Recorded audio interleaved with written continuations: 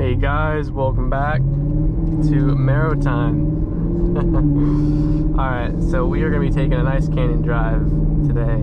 It's a great day today. It's Tuesday, 1:30 in the afternoon, sunny out. It's fantastic. This is going to be definitely a little more of a twisty canyon for you guys. Twisty canyon, back road, whatever you want to call it. I'm running a little different camera setup, so hopefully you guys can see a little bit more of the road. I think this will be a lot better. Anyways, this is gonna be a nice canyon drive for you guys, and I'm also gonna kind of talk about how the first 4,500 miles are in this car. And I know I'm racking up the miles real fast on this thing, but this thing's just so much fun. I can't stop driving it. So we're gonna head on to Mulholland right now, and pop this thing in manual. I've been playing around with the, what do you call it? Driving modes on this car, and it's been pretty nice. Alright, here we go.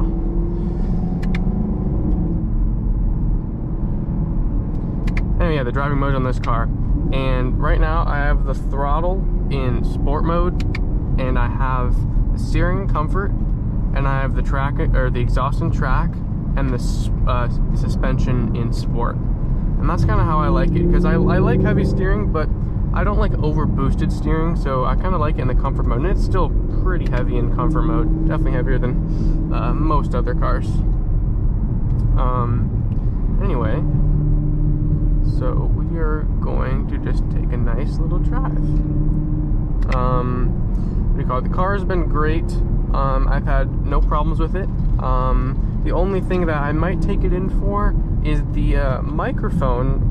Like when I'm on a phone call with someone, some people complain that it doesn't sound good, and it should sound better, and it sounds just at high speeds really, you hear a lot of road noise and stuff. So I might take it in for that, see if there's a fix for that, or maybe that's just how it is, I don't know.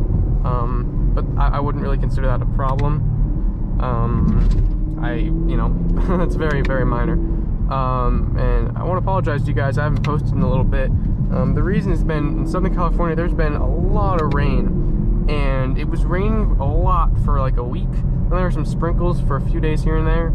And what happened is, on these canyons, there were so many rock slides and landslides. I actually was caught on this canyon, and there were a few landslides, and it was pretty bad. It was basically a one-lane road, and you couldn't really see much, and you couldn't drive fast or have much fun. It was more dangerous and just kind of bad for the car and stuff. It wasn't good for anyone, so I had to wait quite a bit, but they cleaned it up pretty good. And yeah, now I'm filming. So how has this car been? This car has been absolutely fantastic. I drive it every day. I drive it multiple times a day. And it is great. It is easy to daily drive. Anyone wondering, can you daily drive this car? Absolutely you can. It is comfortable. The seats are comfortable. It is pretty quiet on the inside. You know, we're going 75, 80 on the freeway. There's not much, wind noise at all, really. I'd say the only thing that seems a little bit loud on the car, besides the exhaust, which is phenomenal, and I think that's partially, it's something to do with these tires. These tires have a low tread wear, around 200 tread wear tires, and they pick up a lot of little rocks on the ground, right? And basically, that throws up every little piece of gravel and whatnot into the wheel wells. So whenever you go over rocks or anything, you hear it. It's super loud. It's like you're running over, you're driving in the sand. That's almost kind of how it sounds. And that's the one thing that's a little, not annoying, just something I noticed. But hey, if it means my tires are gripping good, I don't care, right? That's what it's all about, So, this is a nice windy canyon for you guys. There's some bikers, which I don't really like about it, but the road itself is very, very nice. And this car just loves canyon. You can just rip out of corners. It's phenomenal, really. Now, these tires, they grip really well when they're hot, but when it's cold outside or the tires are cold, man, they will spin. I was driving around with my friends last night. A little story time for you guys. I was driving around with my friends last night, and I've been getting used to this car. I've been, drifting it around corners a little bit, nothing too crazy. But I had a little incident. Nothing happened to the car, don't worry. But I made a right turn, and I was in second gear with ESC competitive mode. That was the traction setting, and I kind of forgot that these tires really don't like the cold, and I basically it stepped out. It was on the right turn, back end stepped out real nice. Then I countershoot, but what happened is the back, it never gained traction again after I kind of tapped the gas.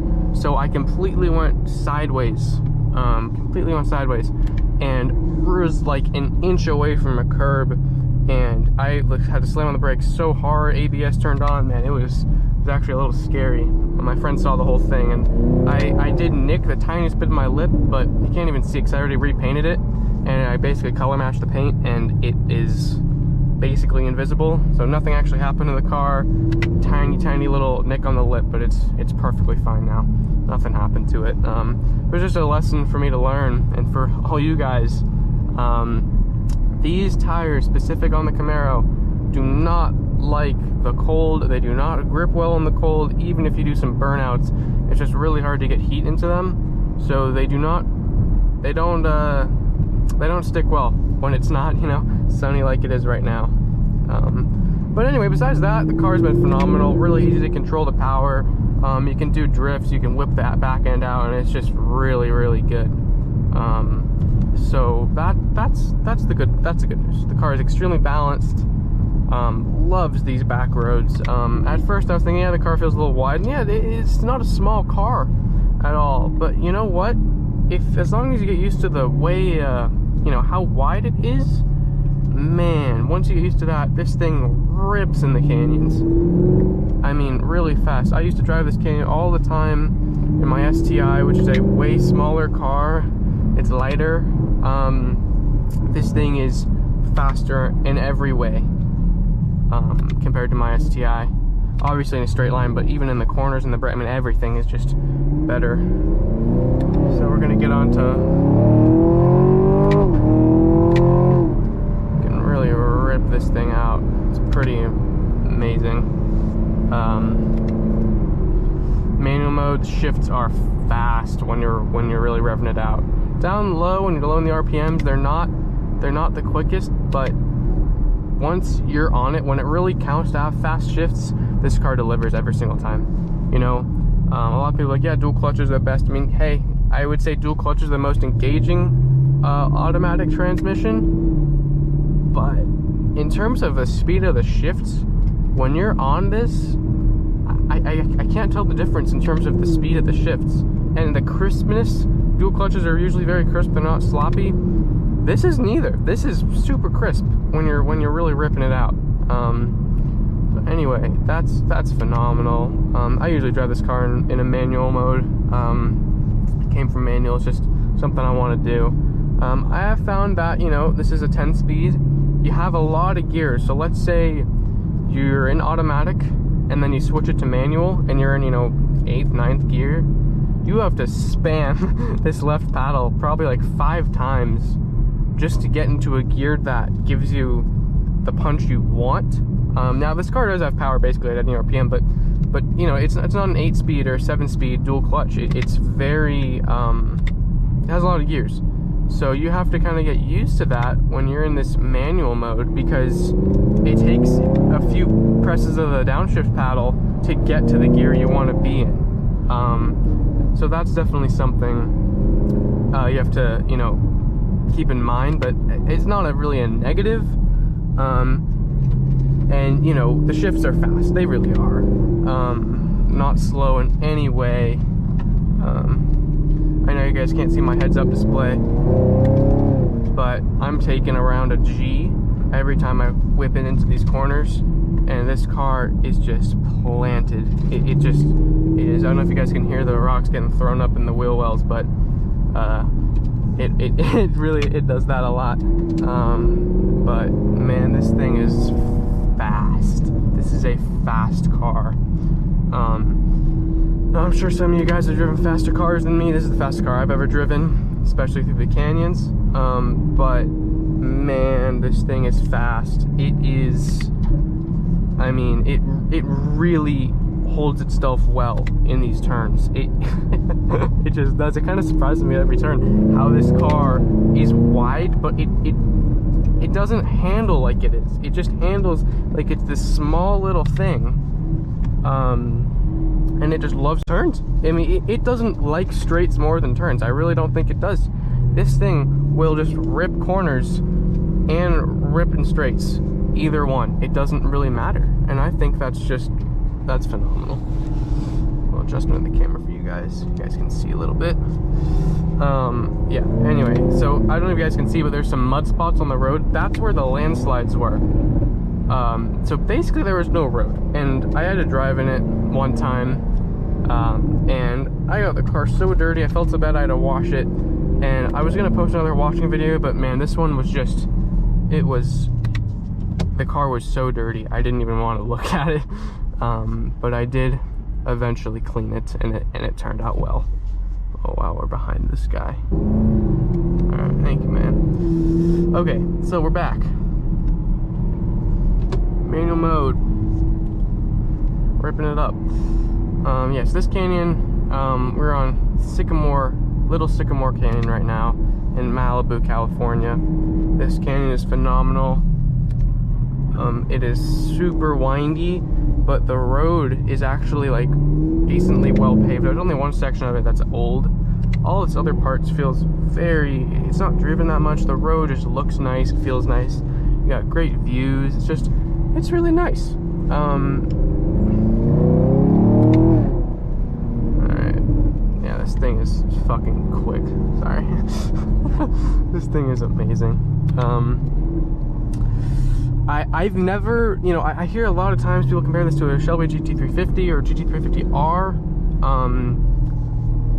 I've never driven either one of those cars. You know, I want to be clear with you guys, I haven't. But I've heard a lot of people say this car handles better than a GT350 and is just under a GT350R in terms of handling. And I think that's amazing, because I was looking at a Motor Trend video and a few other reviews and stuff, and that's what a lot of people say when they really drive these cars hard. They say this does better than a GT350, which, I mean, nothing against a GT350, but I mean, this thing is, if you guys have driven a GT350 and not this car, you can really kind of imagine what this thing can do. It's really, really good. Really phenomenal. I'd say one of the best things about this car in terms of grip levels is its front end grip. The front end of this car, never, and I mean, I've never felt it feel like it didn't have grip. It just guided the car and cut through every corner at just about any speed easily. Like, I never feel like this car is working hard to do something. It just does it, and it doesn't even think about it. It just does it flat out every time, and it really gives you that confidence, you know, because like a lot of these 4-cylinder cars are just cars like an STI or an Evo or a, you know, Miata with a turbo, something like that. They're not slow in a straight line, and they're light, they're nimble, but you get the feeling that they're working hard. They're really working to do whatever you're doing, right? Isn't a bad thing, but it does make you kind of think, okay, well, I'm kind of, you know, making this car do everything it can, and it's right at the line of where it's going to give. This car just doesn't feel like that, man. I don't know what else to say.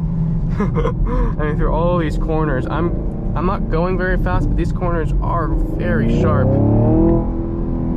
It is, whew, you really feel the G-forces at every turn. And once the tires are warmed up, I can feel it. They're a little warmer right now. It gives you so much confidence, because like I said earlier, if you haven't driven it for a few hours, it's cold outside, or both, if you nail it, if you punch it in second gear, it will spin every time. It will not hook up if they're cold. If they're warm, it will hook up if you floor it, and it's phenomenal. So, you know, that's one little thing to keep in mind.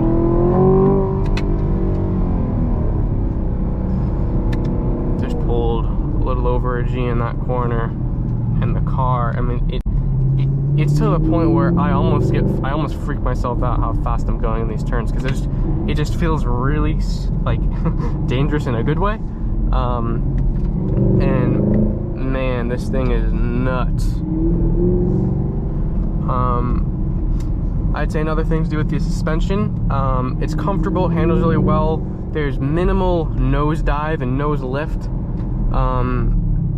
Very minimal. Do I notice a little bit if I'm on it? I do notice a little, but I mean, when I mean a little, I mean very little. You really have to think about it to see how much it's lifting, and it's, then again, probably lifting an inch. It's very, very small. So the car is just very controlled. Basically, anything you do, it'll just kind of do it with you. It does feel, in a way, and this is hard to say about a Camaro, honestly. To me, it is. It feels like an extension of my hand, almost. It doesn't feel like the inputs are forced or boosted in an electronic way. This car feels very natural, and it feels very compliant, controlled. It's not so stiff that the dampers can't keep up with the springs. It's all tuned very well. And I mean, you know, I was thinking about, you know, maybe in the future, not hard, but I was thinking a little bit about in the future, okay, you know, maybe I can lower it a little bit, just get that really, really clean aesthetic look. But this is so good, I almost just don't want to really mess with it. It's really that good. And the power, I've never driven a Scat, I've driven a GT. This feels a lot punchier than a lot more punchy than a GT. I know a Scat does have a little more torque than this car, but this car does weigh like over 600 pounds less. So I kind of think that would balance it out. Oh, we've caught up to someone. I think that kind of balances out a little bit. So I think if you're comparing this car, an SS1LE or 2SS1LE, to a Mustang GT Performance Pack, or a Mach 1 for that matter, this is a torquier engine. It is more responsive because it has more displacement. This car just has an engine that wants to punch and rev at the same time. Because a lot of things about the 6.4 Hemis or the 5.7 Hemis, more the 6.4s, are they have a lot of punch. Of course they do. But they don't like to rev as much. They like to just kind of punch, get the car sideways, and then that's kind of it. They don't like to feel like a track. They don't feel like a track car. Their engine does not feel like a track setup engine at all. It feels very drag racy, which is not bad, but if you're looking for something that will be insane in the straight line and also be nuts in the canyons, this engine and power plant is definitely by far the best out of those cars. Not to mention the handling is by far better than both. If you're comparing this against a Mach 1, this will destroy a Mach 1. Especially if you're thinking, now, I know straight line speed isn't everything, but you know, a lot of these people, you know, a Mach 1, they wanted a manual, a Scat, they want a manual. Nothing against that at all. This car, they want a manual. Nothing against that. But if you want the car that is easy to drive and faster, you get the automatic, right? This is a 10-speed automatic. You know, I was a little hesitant on getting it. I was thinking, okay, well, it's an automatic. It's not, you know, the best in terms of, you know, I don't know, driver engagement. And no, it is not as engaging as a manual. No automatic transmission ever will be. But, you know, it does do the business really well every time. It does not feel weak. This car feels very tank-like. It feels very well put together, and it feels like it will just nails a shift perfectly every time, and it feels like it's happy to do it. That's one thing that's very important to me about a car. Yes, it's very important that it can do the job right just about every time, right? Of course, there's gonna be a fault here or there, but 99% of the time it's gonna be perfect. But does it feel like it wants to do it, right? Because like, if you get in a car that on paper is capable, that's a good thing. But if you get in a car that's on paper very good and then does not want to actually do the thing in the real world, you get the feeling that it's like, yeah, it can, but you're forcing it to. That's not as fun, you know? And a lot of these things about cars, in my opinion, I'd say, you know, and a lot of people's opinions, is that fun is more important than a spec sheet. It's more important than the engine size. It's more important than the sound. You need to have fun in a car.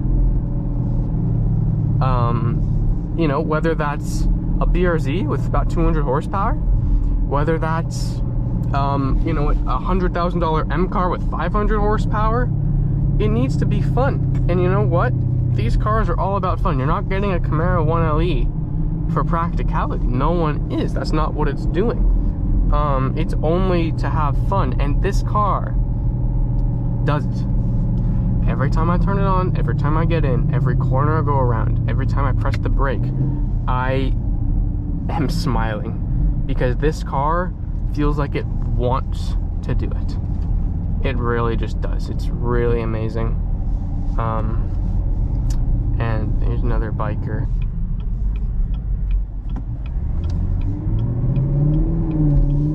Alright, we're out of the hole. Here we go. Put it in manual mode. I think the automatic mode in this car is very good. I do. I just like that little bit more of engagement. It is not me saying that an automatic mode, the car has no idea what it's doing. It knows what it's doing really well. I just want to be able to really do it myself, have that little satisfaction. Anyway, so in these turns, they get really tight. This car just sticks to the road. The front end feels glued. I feel no roll. I feel like the car just wants to go really fast. And it rockets out of corners, man.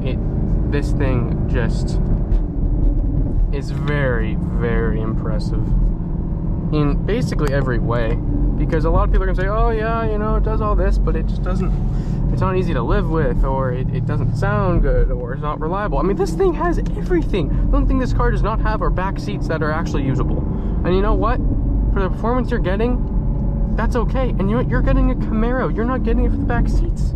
You're getting it for the fun, for the look, for the sound, to be, you know, with all the Camaro people. And I think that's a great car community, as is with the Mustang and Scats and Mopar and stuff. It all is. But this car just seems like a great balance. And not just a balance, it excels on the track. The only car you can actually get from Ford that is every single time faster than this car on a track is a GT500 with a track pack. Believe it or not. There have been videos on YouTube, you can look them up, that this car on track in an automatic is faster than a GT500 on a track. Barely, but it is. That's so impressive. This car is 455 horsepower stock. GT500 is 760. That is 305 more horsepower. That's, and this is somehow faster on track. It's crazy. 300 horsepower difference is crazy. So, what can you get from Dodge? Fair question. You can't get anything from Dodge. This is faster than every single car that Dodge makes on a track. Not in a straight line, because that's not what, because Dodge is all about straight lines. I understand. But you can get in a Hellcat Red Eye. You can get in a Demon. You can get in a Super. You can get in a Super Stock that has 807, 808 horsepower.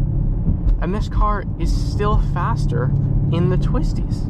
And you know, if you're in the Midwest, or if you're somewhere where it's just straight roads and handling's not a big, you know, characteristic you really care about as much, I understand that.